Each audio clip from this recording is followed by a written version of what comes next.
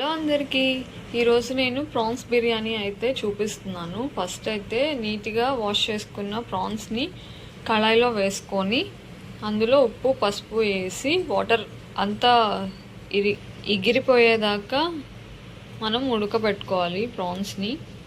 ఇప్పుడు నేను ఒక డబ్బా నార్మల్ రైస్, ఒక డబ్బా బాస్మతి రైస్ తీసుకున్నాను. సో ఇవి వాష్ చేసుకొని పెట్టుకోవాలి. ఇప్పుడు బియ్యం వాష్ చేసేసుకున్నాం కదా, ఇప్పుడు బియ్యం పొయ్యి మీద పెట్టేసుకున్నాను వాటర్ పోసుకొని. ఇప్పుడు అందులో బిర్యానీ స్పైసెస్ వేసాను, ఇంకా ధనియాలు, జీలకర్ర, చెక్క, లవంగం, మెంతులు పౌడర్ వేసాను. మొన్న వీడియో అప్లోడ్ చేశాను కదా, అరోమాటిక్ గరం మసాలా అని, అది వేసాను. నెక్స్ట్ కొత్తిమీర, కరివేపాకు, పుదీనా అవి వేసుకున్నాను. కొంచెం ఆయిల్ యాడ్ చేసుకున్నాను అండ్ జింజర్ గార్లిక్ పేస్ట్ వేసాను 1 టీ స్పూన్. ఇప్పుడు అవన్నీ వేసాను కదా, కొంచెం ఉప్పు కూడా వేసుకున్నాను.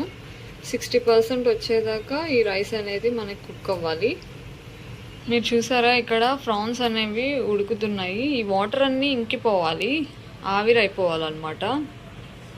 అప్పటిదాకా మనం ఇవి కుక్ చేసుకోవాలి. దాని తర్వాత నెక్స్ట్ ప్రాసెస్ ఏంటో మీకు చూపిస్తాను. మీరు చూసారంటే ఇక్కడ ప్రాన్స్ కూడా వాటర్ అంతా పోయి ఇలా అయిపోయింది కదా, ఆఫ్ చేసేసుకున్నాను. అండ్ ఇక్కడ రైస్ కూడా 60% అయితే ఉడికిపోయింది. నెక్స్ట్ ప్రాసెస్ ఏంటో మీకు ఇప్పుడు చూపిస్తాను. బిర్యానీ దేనిలో అయితే చేసుకుంటామో ఆ గిన్నె అయితే పెట్టుకొని అందులో ఆయిల్ వేసుకొని ఉప్పు, ఉల్లిపాయ, పచ్చిమిర్చి వేసుకొని ఫ్రై చేసుకోవాలి బాగా. ఇప్పుడు ఇందులో అల్లం వెల్లుల్లి పేస్ట్ వేసుకోవాలి. ఇందాక 1 టీ స్పూన్ వేసాం కదా రైస్లో, అది రైస్లోకి. ఇప్పుడు ఇది వేసేది ప్రాన్స్లోకి. నెక్స్ట్ ఇందులోనే పుదీనా, కరివేపాకు, కొత్తిమీర వేసుకొని ఫ్రై చేసుకోవాలి.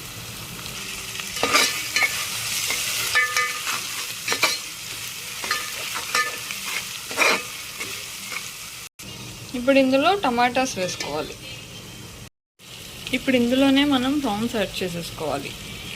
ఇందులోనే కారం, కొంచెం పసుపు, ఉప్పు వేసుకోవాలి, ఓన్లీ ప్రాన్స్కి సరిపడా. ఇందులో కొంచెం పెరుగు వేసుకోవాలి. ఇప్పుడు దీనిపైన మనం రైస్ వేసేసుకోవాలి. నీట్గా స్ప్రెడ్ చేసుకొని ఇలా మొత్తం స్ప్రెడ్ చేసేసుకొని దమ్ పెట్టేసుకోవాలి 15 మినిట్స్ పాటు. రైస్ ఎక్కువైపోయింది కాబట్టి నేను ప్లేట్ని ఇలా బోర్లు ఇచ్చాను. సో దీనిపైన ఒక వెయిట్ పెట్టుకోవాలి. ఇంకా మా ప్రాన్స్ బిర్యానీ అయితే ఇలా వచ్చేసింది, బాగుంది. టేస్ట్ చూశాను. ఈ వీడియో మీకు నచ్చితే లైక్ చేయండి, షేర్ చేయండి అండ్ ఈ రెసిపీ ట్రై చేసి కామెంట్ చేయండి.